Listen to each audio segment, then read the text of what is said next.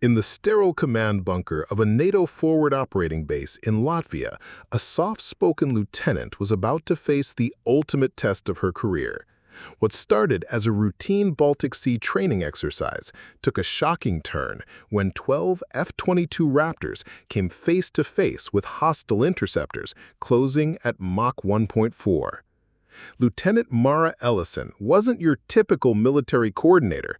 For 6 years, she had spent her life mastering the invisible art of tactical aviation control. Known for her encyclopedic knowledge of aerial warfare and her habit of speaking so quietly that others barely noticed she was there, when she detected the electronic warfare signatures shadowing NATO formations, she had no idea she was walking into a carefully orchestrated attack designed to humiliate the alliance's air defenses. Ellison's calm, precise voice cutting through the chaos of jammed communications would lead to a coordinated counterattack that turned potential disaster into decisive victory. What began as dismissive assignments to non-essential auxiliary duties would become a master class in tactical coordination under fire. The Baltic region would never be the same after 8 hostile aircraft were systematically destroyed by F-22 formations guided by the quietest voice in the command center. The officers who had mocked her whisper would learn that sometimes the most dangerous weapon in modern warfare isn't the loudest roar. It's the steady voice that can thread fighter jets through hostile airspace with mathematical precision, turning chaos into victory, one calm radio transmission at a time. Before we jump back in, tell us where you're tuning in from, and if this story touches you, make sure you're subscribed because tomorrow I've saved something extra special for you. The briefing room at the NATO Forward Operating Base in Latvia thrummed with pre-mission energy. Lieutenant Mara Ellison sat in her usual spot, 3rd row, left side, notepad open, pen poised. Around her, 43 officers from 6 different allied nations filled the sterile concrete space, their flight suits bearing patches from squadrons with names like Fighting Falcons and Baltic Eagles. The overhead screens flickered with mission data for Operation Atlantic Shield, the largest NATO air coordination exercise in 3 years. Mara had studied the briefing materials until 0200 hours the night before. Weather patterns, radar coverage maps, communication protocols, she'd memorized it all. While other officers grabbed coffee and traded jokes about last night's poker game, she'd been calculating fuel burn rates and identifying potential dead zones in their radio coverage. Colonel Adrian Holt strode to the front of the room, his presence commanding immediate silence.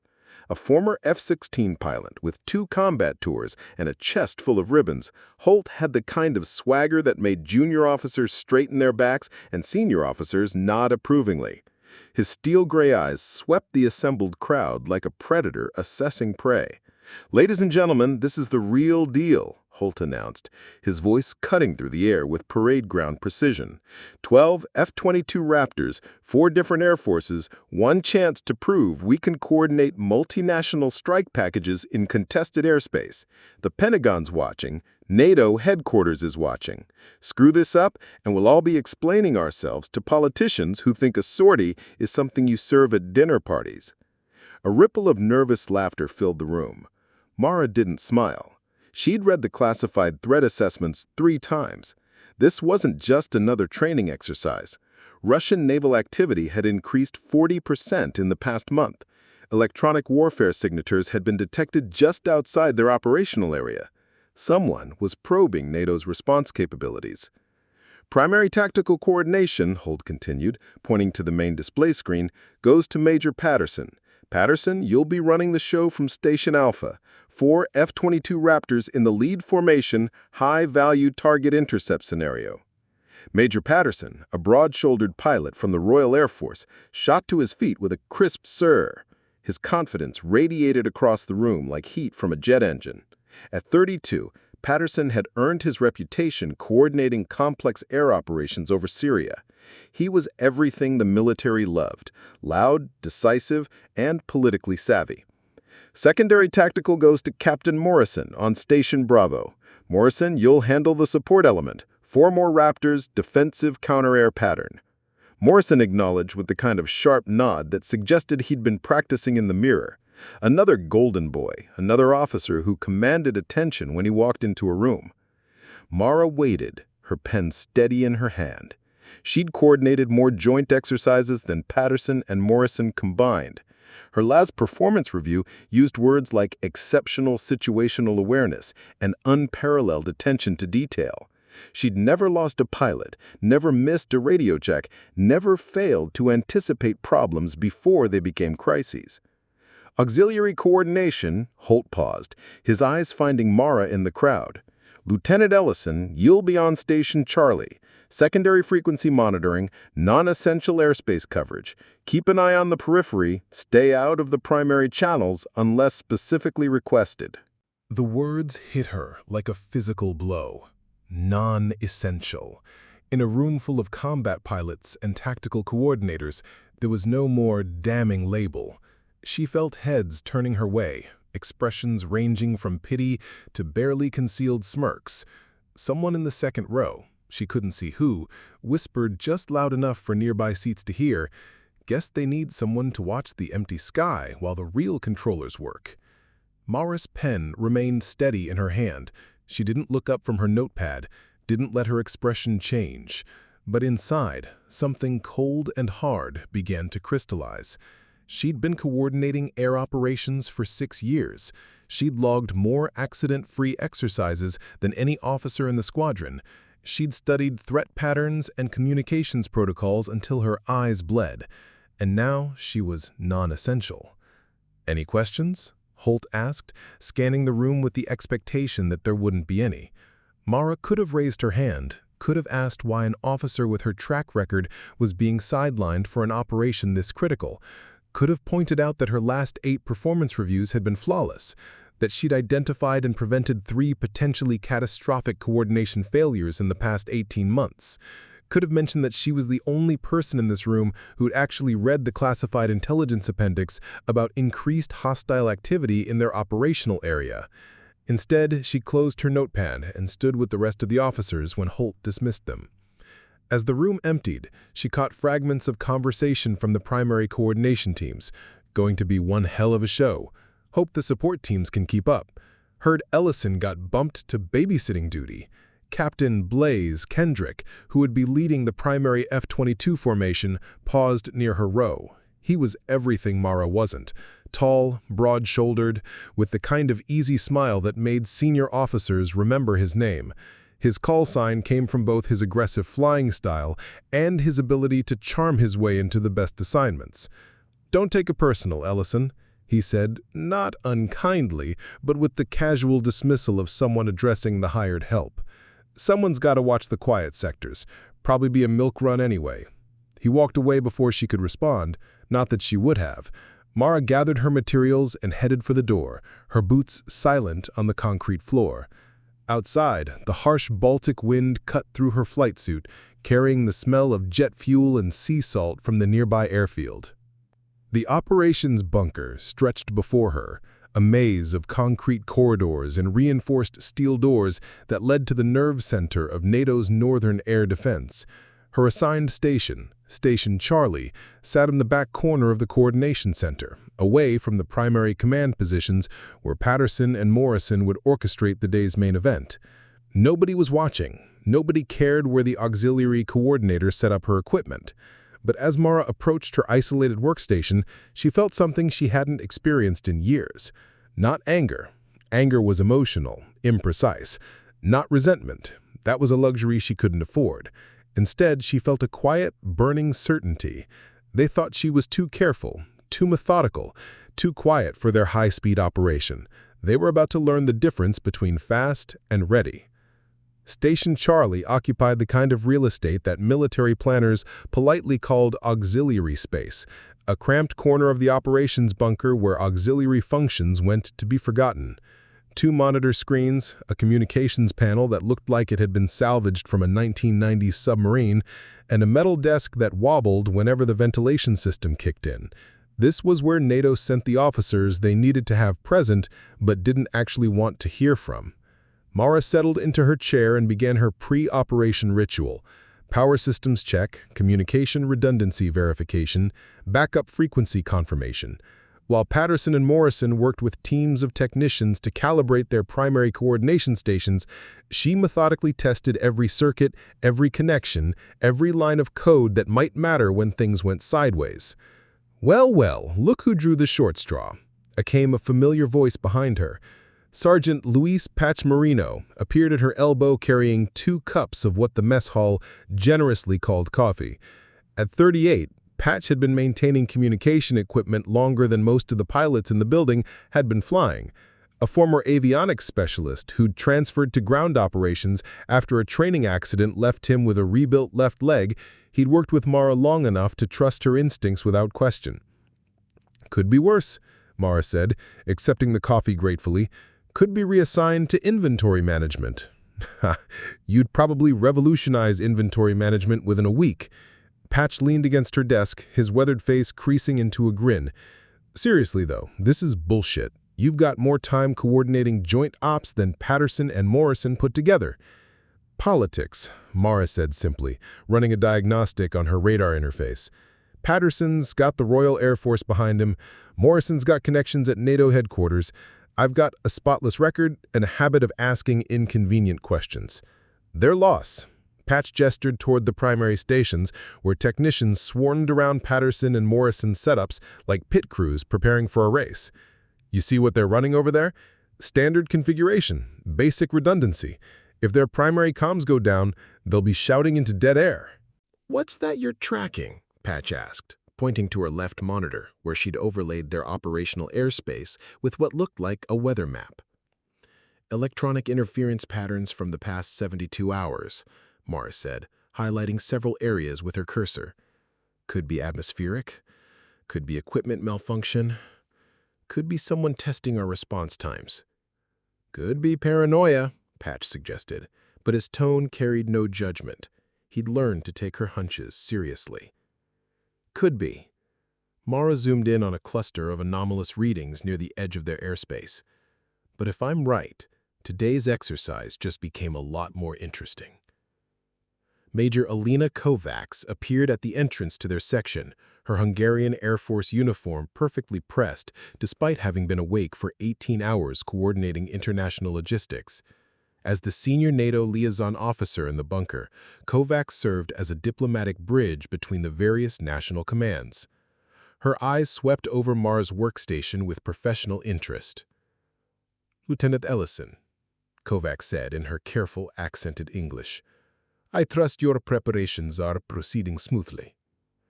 "Yes, ma'am. All systems operational." "Good."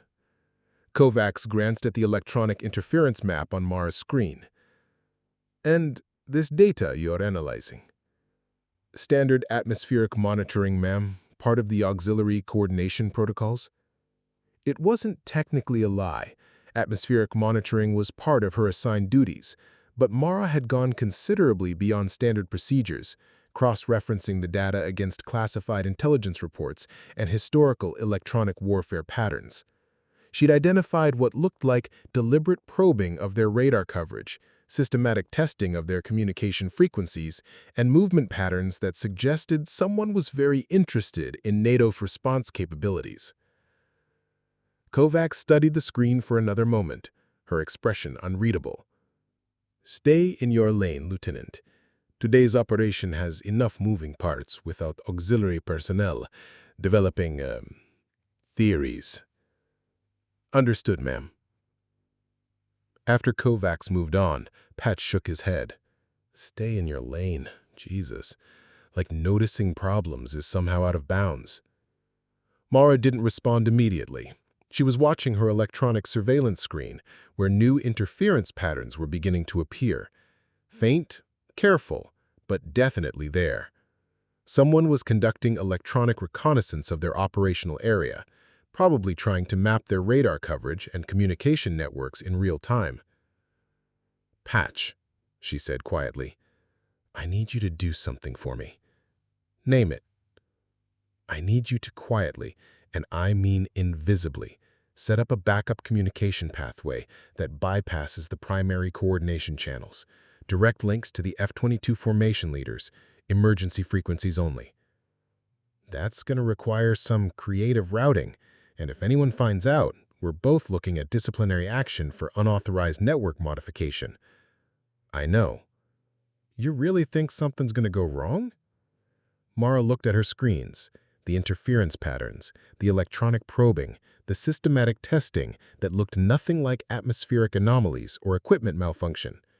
She thought about the classified intelligence reports that none of the primary coordinators had bothered to read.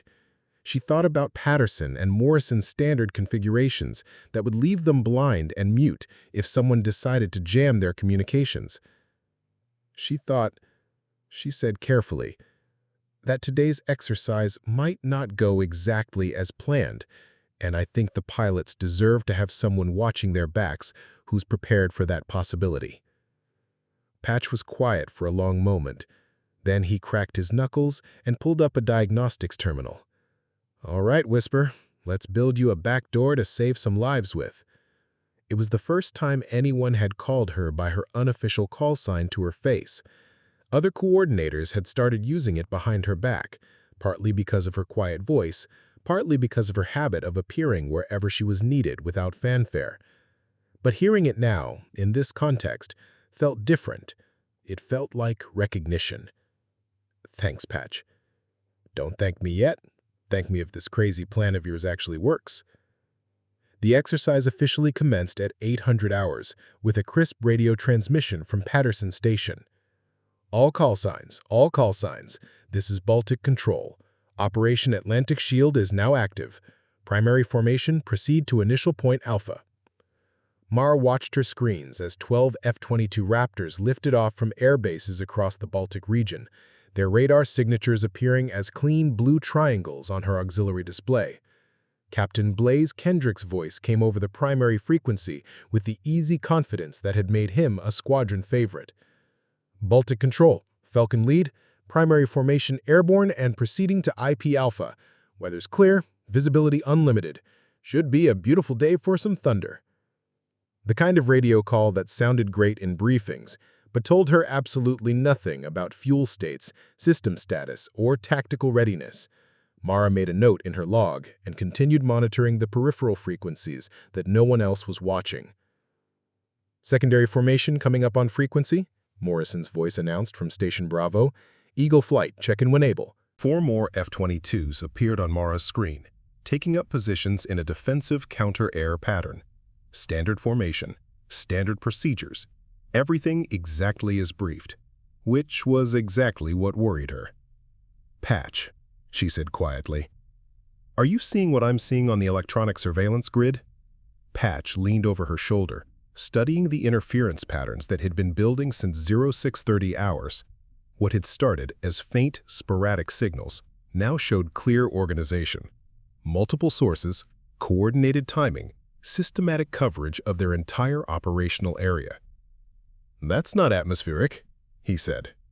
No, it's not. The interference sources were moving in patterns that matched the F-22 formation's flight paths, staying just outside the edge of NATO airspace, but tracking every movement with precision that suggested real-time intelligence gathering. Someone was conducting active reconnaissance of their exercise, mapping their capabilities and response patterns with military efficiency. Mara activated her backup communication pathways, the ones Patch had quietly installed over the past 2 hours, direct links to Kendrick's formation, encrypted frequencies that bypassed the primary coordination channels, insurance policies that she hoped she'd never need to use. On the primary frequency, Patterson's voice maintained its crisp professionalism. Falcon Lead, Baltic Control. Your formation is tracking perfectly. Proceed to Point Bravo and await further instructions.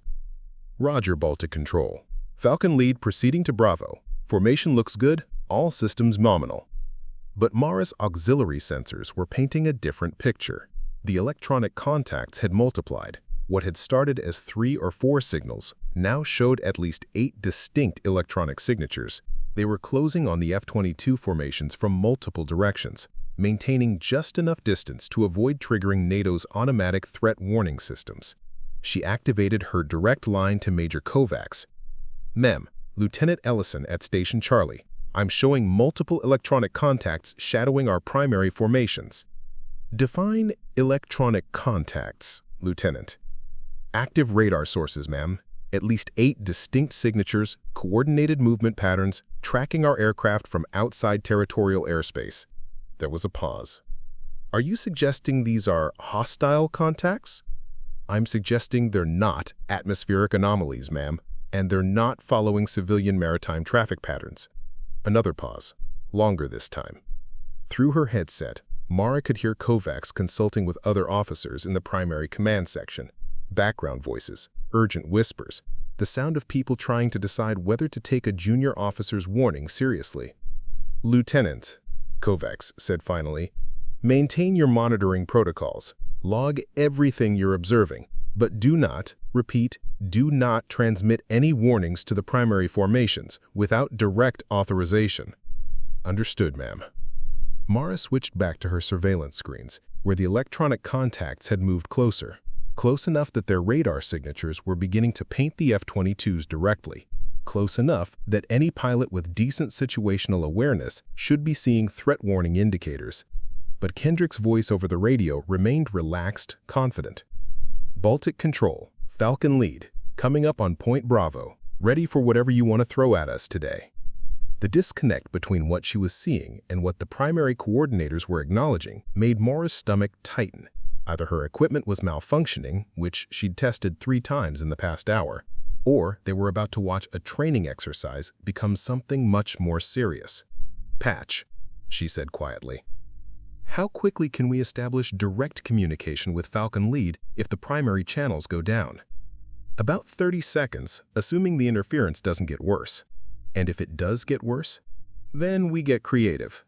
On her screen, 2 more electronic signatures appeared at the northern edge of their operational area. These weren't shadowing the F-22 formations. They were moving to intercept them, closing at speeds that suggested military jet aircraft rather than electronic warfare platforms. Mara's finger hovered over her emergency communication switch. Protocol demanded that she route any tactical warnings through the primary coordination channels. But protocol also assumed that the primary coordinators were paying attention to the same threat data she was seeing. She made her decision. Major Kovacs, Lieutenant Ellison, ma'am, I'm now tracking fast-moving airborne contacts approaching our formations from the north, multiple aircraft, military performance characteristics, intercept course and speed.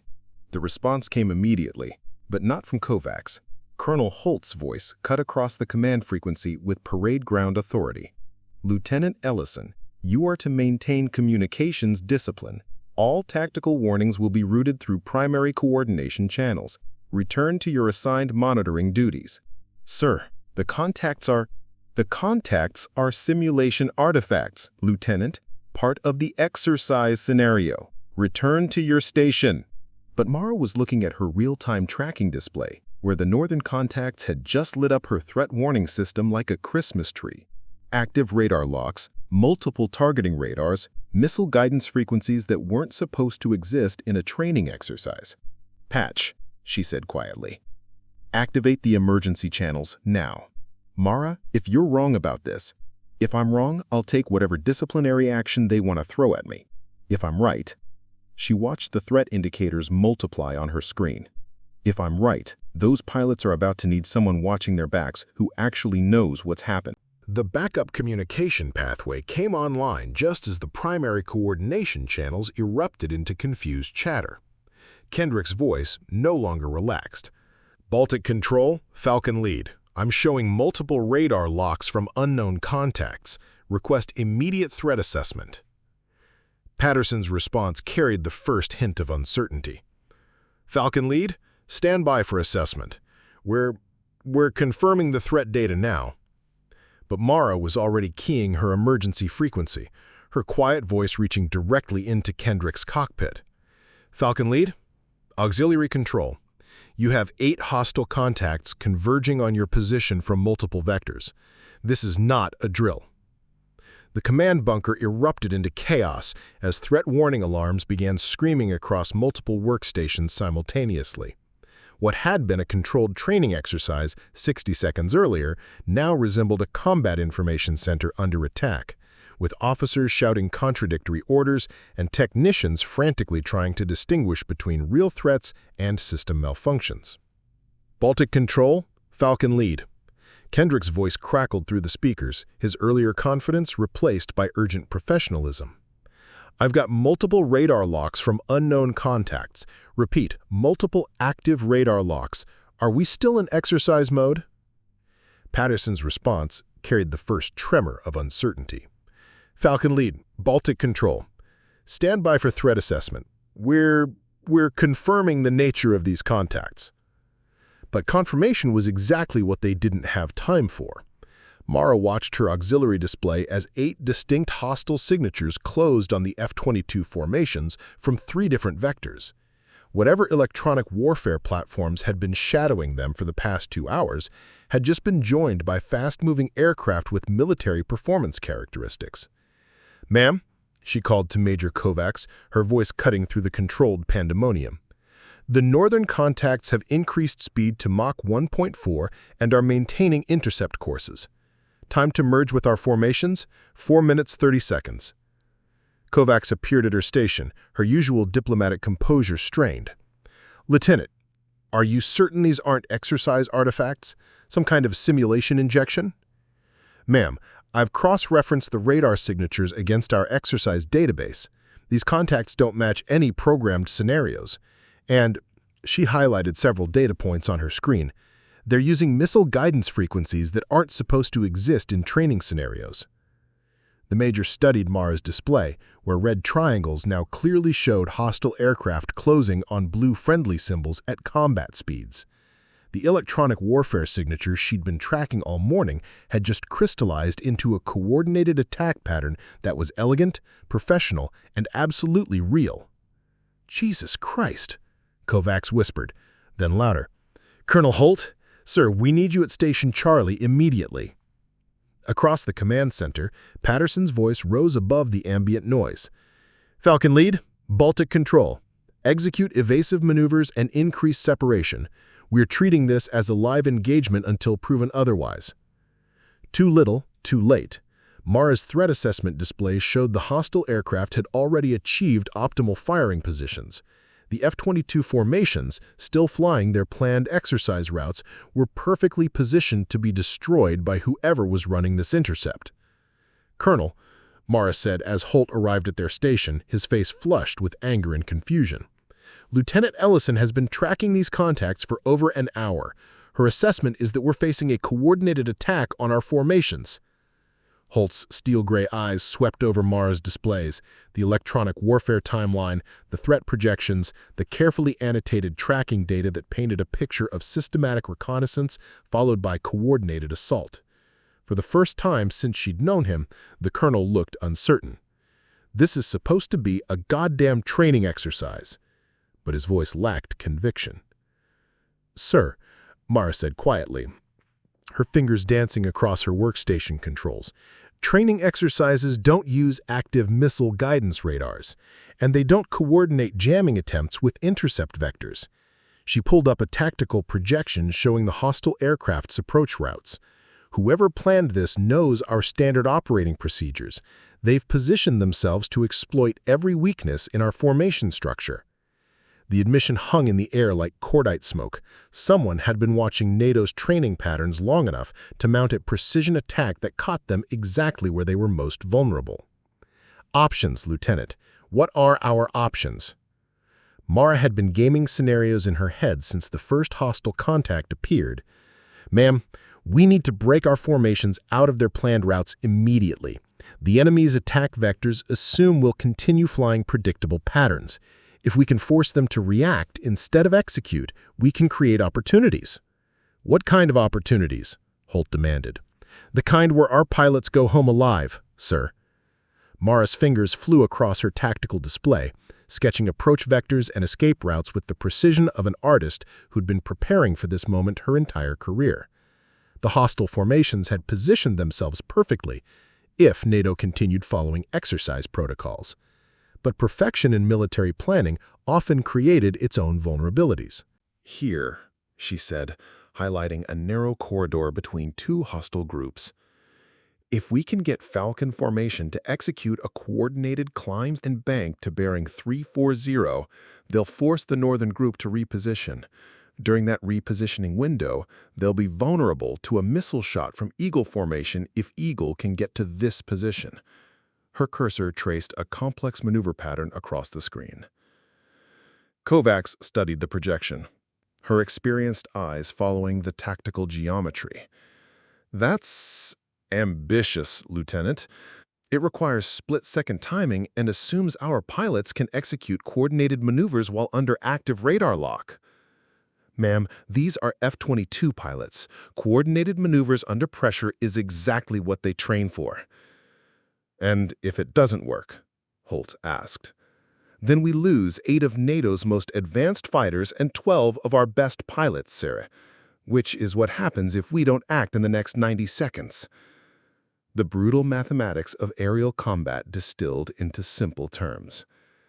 Mara watched the hostile contacts continue their approach, their formation discipline suggesting professional military pilots with extensive training in NATO tactics. This wasn't a probe or a training accident. It was a carefully planned engagement designed to humiliate NATO's air defenses. Major Kovacs, Holt said, his voice carrying the weight of command decision. Can Lieutenant Ellison execute this plan from her auxiliary station? Sir, she has direct communication links to both formations and real-time tactical data. She's probably better positioned than our primary coordinators right now. Patterson's voice erupted from the speakers. All formations, Baltic control. We're experiencing communication difficulties. Stand by for instructions. Communication difficulties. The kind of euphemism that meant the primary coordination channels were being jammed or had simply collapsed under the pressure of managing a live engagement they hadn't prepared for. Time to decision, sir, Mara said quietly. 70 seconds until optimal firing positions. Holt looked around the command center, where his primary tactical coordinators were struggling with equipment failures and communication breakdowns. Then he looked at Mara's station, clean displays, functioning communications, and a tactical plan that might actually work. Do it. Lieutenant Ellison, you have tactical control of both F-22 formations. Make it count. The words hit her like a physical shock. In 6 years of military service, she'd never been given primary tactical authority over a live combat mission. But as she keyed her direct communication links to the F-22s, her voice remained steady and professional. Falcon lead, Eagle lead, this is auxiliary control. I have tactical command authority for the following maneuvers. Acknowledge when ready to copy. Auxiliary control, Falcon lead, ready to copy. Auxiliary control, Eagle lead, standing by. For the first time in the crisis, Mara allowed herself a moment of satisfaction. The pilots weren't questioning her authority or asking for confirmation through proper channels. When lives were on the line, competence mattered more than rank. Falcon lead, auxiliary control, execute immediate climb to flight level 280, turn left heading 340, maximum performance. You have hostile contacts bearing 020 at 40 miles, closing fast. Kendrick's response came without hesitation. Falcon flight, maximum climb, left turn 340, moving now. Mara watched her displays as 4 F-22 Raptors broke from their exercise formation and began the aggressive maneuver she'd outlined. The hostile northern group immediately reacted, their perfect intercept geometry collapsing as they tried to match the NATO air fighters' sudden altitude change. Eagle lead, auxiliary control. Turn right, heading 90, descend to flight level 200. You're going to have a firing opportunity on the northern group in 30 seconds. Roger, auxiliary. Eagle flight turning right, descending. The tactical picture began to shift. What had been a coordinated attack on predictable targets was becoming a fluid engagement where NATO held the initiative.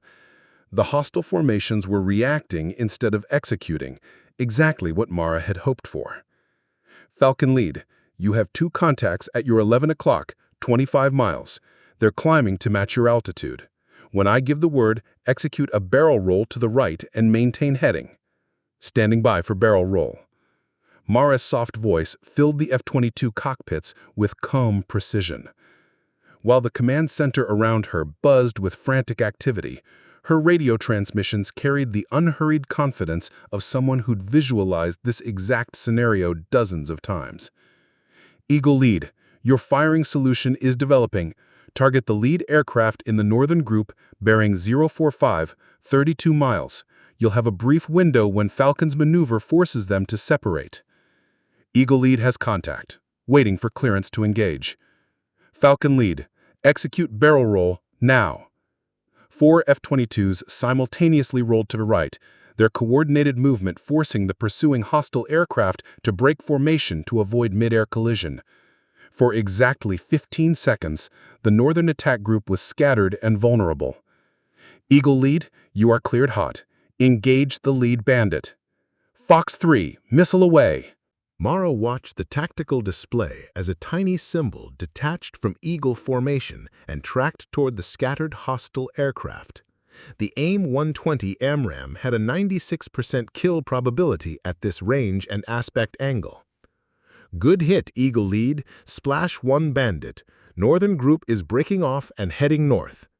Kendrick's voice came over the radio with something approaching awe. Auxiliary control, Falcon Lead. How the hell did you know they'd react like that? Because they're professionals, Falcon Lead. Professional pilots are predictable when you force them to choose between collision avoidance and tactical advantage. It was the kind of tactical insight that came from studying enemy psychology instead of just memorizing procedures. While other coordinators focused on NATO doctrine, Mara had spent years analyzing how adversary pilots thought and reacted under pressure. Eagle Lead, auxiliary control. I have 2 more bandits approaching from the south. Same drill. I'll position Falcon for a diversionary maneuver. You'll get the shot. Roger, auxiliary. Eagle flight is ready. The engagement continued for another 8 minutes, with Mara's quiet voice threading 12 F-22 Raptors through a complex aerial chess match against professional adversaries. Each maneuver built on the previous one, each tactical decision designed to force the hostile aircraft into increasingly untenable positions. When it was over, 5 hostile aircraft had been destroyed, and the remaining 3 were retreating at maximum speed toward international airspace, their coordinated attack plan in ruins. The tactical display showed the final phase of the engagement developing with mathematical precision.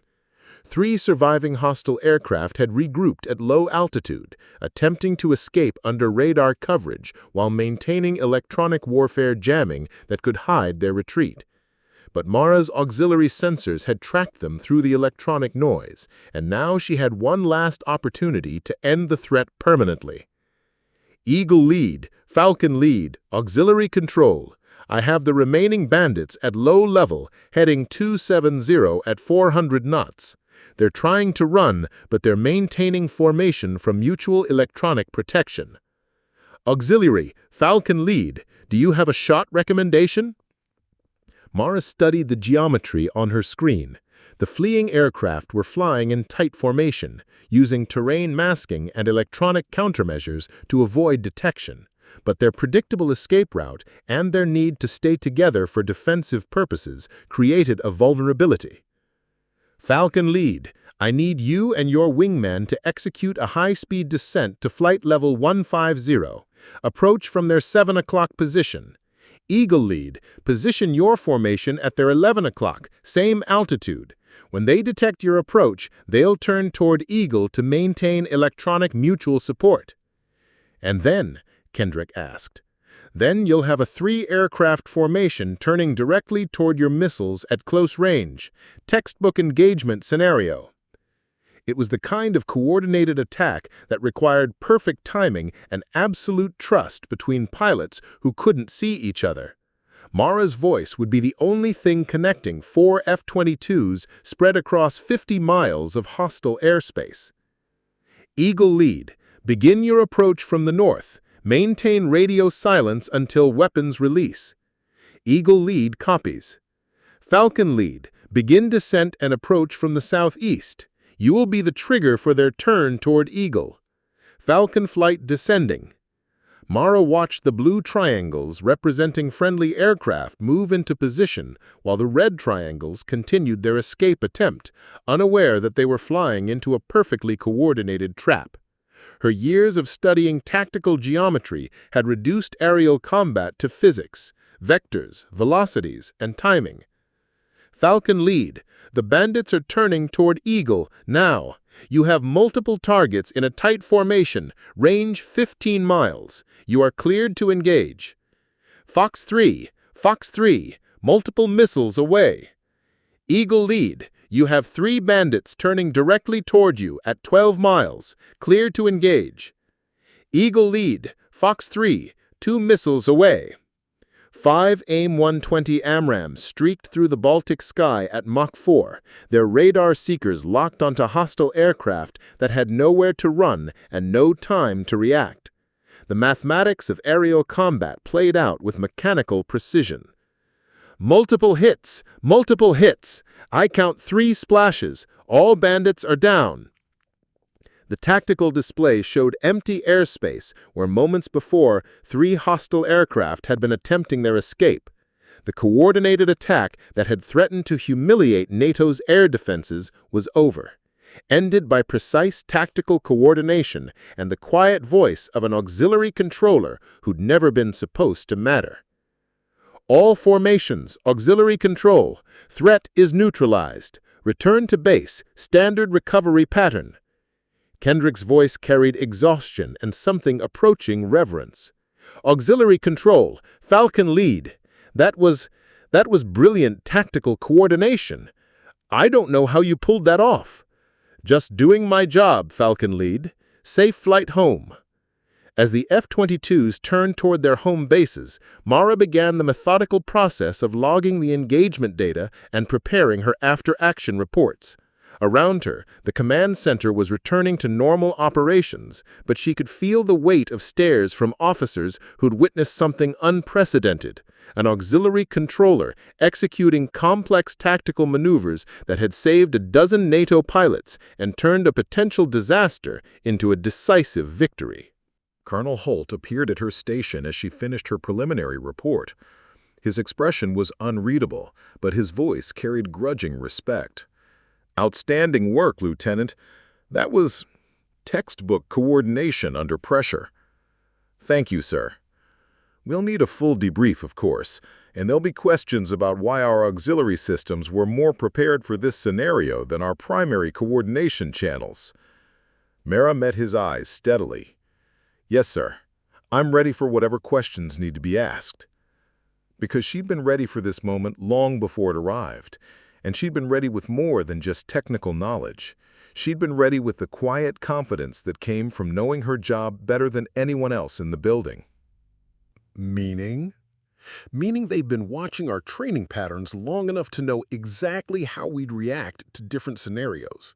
The attack was designed to succeed against NATO forces following standard doctrine. The implications were sobering. NATO's training exercises had become predictable enough for adversaries to game them, turning routine operations into tactical vulnerabilities. Someone had spent months or years studying their procedures, waiting for the perfect opportunity to demonstrate NATO's weaknesses. Recommendations, Lieutenant. Mara had been prepared for this question since the engagement ended. Sir, we need to randomize our training patterns and incorporate more auxiliary monitoring into primary operations. Our current command structure assumes that threats will present themselves through obvious channels and follow predictable patterns. This engagement demonstrated that assumption is dangerously false. You're suggesting that auxiliary controllers should have more authority in primary operations. I'm suggesting that information should flow upward from all sources, sir, and that tactical decisions should be based on comprehensive threat assessment rather than exercise schedules. It was the kind of diplomatic answer that said everything without directly criticizing the command structure that had nearly gotten them all killed. Mara had learned to navigate military politics as carefully as she navigated aerial combat. General Morrison made several notes before looking up again. There will be a formal investigation, of course, but preliminary assessment suggests that Lieutenant Ellison's actions were not only appropriate, but essential to mission success. Colonel Holt, please ensure that all relevant personnel receive appropriate recognition for their performance under extraordinary circumstances. As the debrief concluded and officers began filing out, Kovacs approached Mara's table. Outstanding work, Lieutenant. That was the finest piece of tactical coordination I've witnessed in 15 years of service. Thank you, ma'am. Team effort. No, Kovacs said firmly. Team execution of your plan. There is a difference, and everyone in this room knows it. 3 weeks later, Mara found herself in a windowless conference room at NATO headquarters in Brussels, facing a panel of officers from 6 different nations who had been tasked with conducting the formal investigation into what military historians were already calling the Baltic incident. The room smelled of coffee and bureaucracy, with the kind of institutional weight that came from making decisions that would influence alliance policy for years to come. The panel was led by Air Marshal Catherine Webb of the Royal Air Force, a veteran of 3 combat commands who had the reputation for asking questions that cut through diplomatic niceties to reach uncomfortable truths. Webb's opening statement set the tone for what everyone understood would be more than a routine after-action review.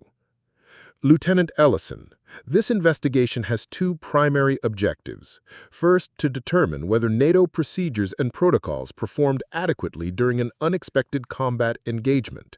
Second, to assess whether your tactical coordination during the incident represents best practices that should be incorporated into alliance doctrine.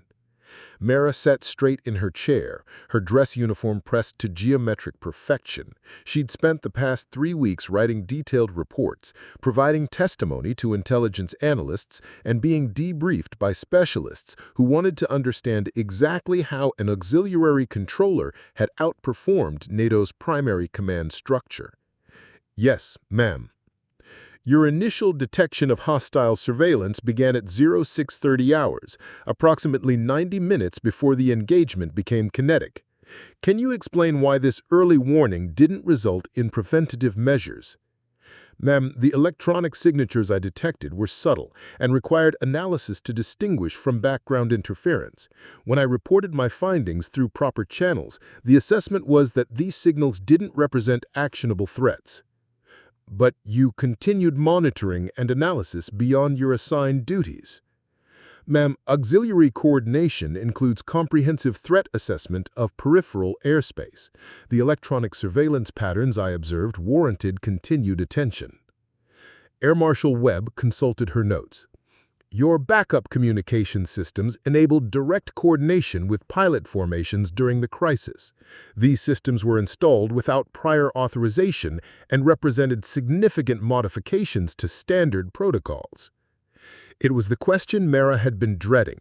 Her partnership with Patch had violated several regulations, even though those violations had proven essential to mission success. Military justice doesn't always account for results over procedures. Ma'am, the backup systems were installed as redundancy measures to ensure communication availability during potential emergencies. The modifications were within the technical capabilities of my assigned station, but not within standard authorization procedures. No, ma'am. Before Webb could continue, the conference room door opened and Captain Kendrick entered, his flight suit traded for dress blues that carried new ribbons from the Baltic engagement. He'd requested permission to provide testimony, despite being scheduled to return to operational status. Air Marshal Captain Kendrick reporting as requested. Captain, please be seated. You were the lead pilot during the Baltic engagement? Yes, ma'am. 4-ship F-22 formation, call sign Falcon Flight. Your assessment of Lieutenant Ellison's tactical coordination. Kendrick looked directly at Mara before answering. Ma'am, Lieutenant Ellison's voice was the only reason 12 NATO pilots came home alive. Her tactical awareness and coordination during the engagement were flawless. She anticipated enemy reactions, positioned our formations for optimal advantage, and guided us through complex maneuvers under combat conditions. In your opinion, Could the engagement have been managed successfully through standard coordination channels? No, ma'am. The primary channels were either jammed or overwhelmed.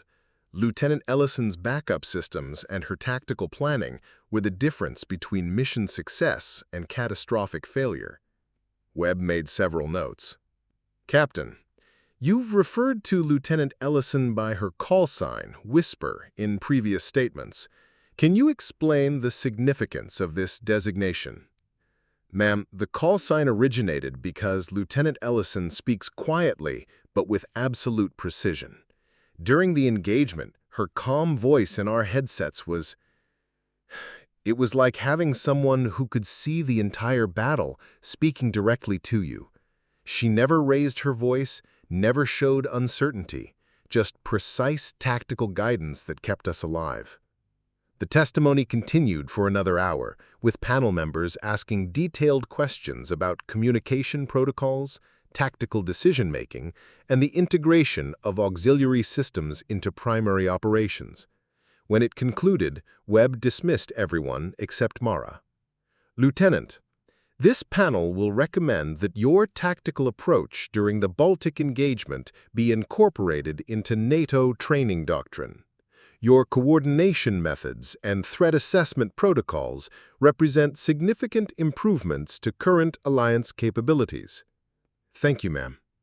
There will also be recommendations for formal recognition of your service during the incident. And, Webb paused, consulting her final notes, there will be opportunities for advanced tactical training if you're interested in expanding your coordination capabilities. Ma'am, I'm honored by the recognition, but I'd prefer to continue in my current role with whatever improvements to auxiliary protocols the panel recommends. Webb studied her for a long moment. Most officers would see this as a career-defining opportunity, Lieutenant. Yes, ma'am. But the best place for me to serve is where I can watch for the threats that others might miss. That's auxiliary coordination. Very well. Thank you for your service, Lieutenant Ellison. Dismissed. 6 weeks after the Baltic engagement, Mara stood before a classroom filled with tactical coordination officers from 8 NATO nations, teaching the very protocols she'd improvised during the crisis. The multinational Advanced Coordination course had been hastily developed to address the lessons learned from what everyone now simply called the Whisper Doctrine, a comprehensive approach to auxiliary threat monitoring and backup tactical coordination. The key principle, she told the assembled officers, is that threats rarely announce themselves through obvious channels. Electronic warfare, reconnaissance probes, and coordinated attacks develop over time and often appear as routine anomalies until the moment they become kinetic. The classroom was equipped with the latest tactical simulation equipment, allowing her to recreate the Baltic engagement step by step. But she discovered that the most important lessons couldn't be programmed into software. They came from understanding that preparation and awareness mattered more than technology. Questions about the threat timeline? She asked, finishing her presentation of the electronic surveillance patterns that had preceded the attack. A Dutch Air Force major raised his hand. Lieutenant, at what point did you decide to bypass normal reporting channels and take direct action? I didn't bypass normal channels, Major. I used them, but I also prepared for the possibility that they might prove inadequate. The backup systems were insurance, not a primary plan. But you were prepared to use them? Yes, because auxiliary coordination means being ready for scenarios that others might not anticipate. After the class ended, Mara was packing her materials when Captain Kendrick appeared in the doorway. His cocky swagger from 6 months earlier had been replaced by something more thoughtful, more aware of the complexities that lay beneath the surface of routine operations. Mind if I come in? Of course. How's the new squadron assignment? Good? Different? He moved to the window overlooking the flight line, where F-22s were practicing the very coordination patterns she'd taught them during the engagement. I wanted to thank you again. Not just for the tactical coordination, but for for showing me what real professionalism looks like. You did your job, Captain. All of you did. We did our jobs because you'd already done yours, better than anyone realized. He turned back to face her. There's something else. The squadron's been talking about establishing a new position, Auxiliary Tactical Coordinator for major exercises, someone who watches the edges while everyone else focuses on the main event. Sounds like a good idea. We'd like you to consider it, not as a promotion, just as recognition that what you do matters. I'll think about it. After Kendrick left, Sergeant Moreno appeared with 2 cups of coffee and a small wrapped package. "Thought you might need caffeine after teaching all day," he said, settling into one of the classroom chairs. "Thanks, Patch. What's the package?" "Little something from the communications section. We figured you earned it." Inside the wrapping was a small wooden plaque with brass lettering. "When Whisper speaks, you listen." Below that, in smaller text, "Auxiliary Control Station Charlie, Baltic Engagement, the voice that brought them home." Patch, this is accurate and overdue, he grinned. Besides, I wanted something to commemorate the day I helped save NATO with unauthorized network modifications. They sat in comfortable silence for a few minutes, watching aircraft move through the patterns that had become second nature. Finally, Mara asked, "Any interesting signals traffic today?" "Nothing unusual. Few maritime radar sweeps, some civilian aircraft transponder issues. Routine electronic noise." He paused. "Why, you seeing something?" "No, just checking." But she wasn't just checking.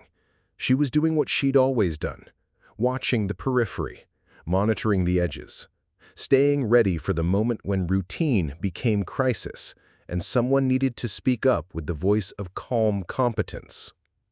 An hour later, Colonel Holt found her at her original workstation in the operations bunker, where she'd returned to her auxiliary monitoring duties. Station Charlie had been upgraded with better equipment and official recognition, but it remained in the same corner, still watching the airspace that others considered unimportant. "Lieutenant," Holt said, settling into the chair beside her workstation, "I owe you an apology." "Sir?" "I misjudged you. Badly. I saw someone who was quiet and careful and assumed that meant less capable. I was wrong, and that mistake nearly cost lives." "Sir, you made the best decisions you could with the information available." "No, I made the convenient decisions, the ones that fit my preconceptions about what leadership looks like." He gestured toward her monitors, where she was already back to tracking electronic signals and monitoring peripheral airspace. "This is what leadership looks like. Being ready when others aren't. Seeing threats that others miss. Speaking up when it matters, even when no one wants to listen." "Thank you, sir." "There's a promotion board meeting next month. Your name's at the top of the list." "I appreciate that, sir, but I'd prefer to stay where I am. This is where I can do the most good." Holt studied her for a moment, then nodded slowly. "Very well. But, Ellison." "Yes, sir?" "When you see something, when your instincts tell you something's wrong, don't wait for permission to speak up. The command structure needs to hear your voice, not just when crisis forces our hand." "Understood, sir." As evening settled over the base, Mara returns to her quiet monitoring routine. Her screens showed normal patterns, civilian aircraft, routine military traffic, the electronic background noise of a world full of radar and communication systems. But she watched it all with the same careful attention she'd always applied, ready for the moment when normal became dangerous. Because that was what auxiliary coordination meant. Not just watching the edges, but being prepared to step forward when the edges proved to be where the real threats lived. Ready to speak in a voice that cut through chaos with calm precision, guiding others home when the familiar landmarks disappeared. The call sign, Whisper, had become a mark of respect throughout NATO's tactical coordination community. But for Mara, It remained what it had always been, a reminder that the most important voices were often the quietest ones, and that true leadership meant being ready when others weren't, watching when others looked away, and speaking up when lives depended on someone having the courage to break the silence. She adjusted her headset, checked her backup communication systems, and settled in for another night of watching the world's electronic heartbeat. Somewhere out there, beyond the reach of routine monitoring, the next threat was probably already developing. When it came, she'd be ready. After all, that's what whispers were for. Up next, we have 2 more incredible stories that are waiting for you. Just click the image you want to watch and it will take you there. If you enjoyed this video, make sure to subscribe. It would mean a lot.